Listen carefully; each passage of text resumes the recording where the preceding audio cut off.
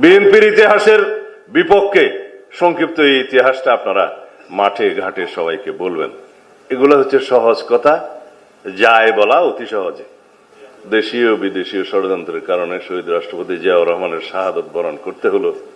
তারপরে শুরু হলো দেশনেত্রী বেগম খালেদা জিয়ার রাজনীতিতে আগমন, এদেশের গণতন্ত্রের পুনরুদ্ধারের জন্য লড়াই সংগ্রাম করতে করতে স্বৈরাচার সামরিক শাসন বিরোধী আন্দোলনে বিজয়ী হয়ে 1991 সালে এদেশে সংসদীয় পদ্ধতির রাজনীতি চালু করলেন, সরকার পদ্ধতি চালু করলেন। সেই কৃতিত্ব বিএনপির।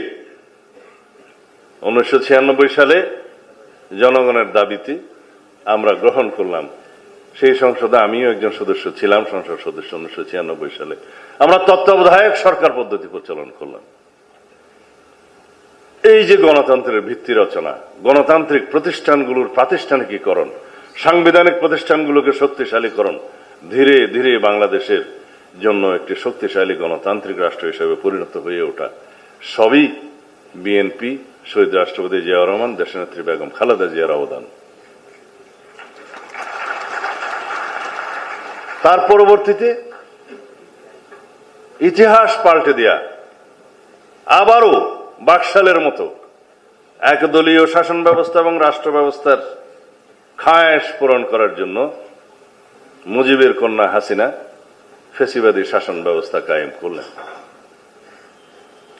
মুখোশ সাংবিধানিক সরকার, সংসদীয় সরকার, মুখোশ গণতন্ত্রের, ভিতরে বাকশাল।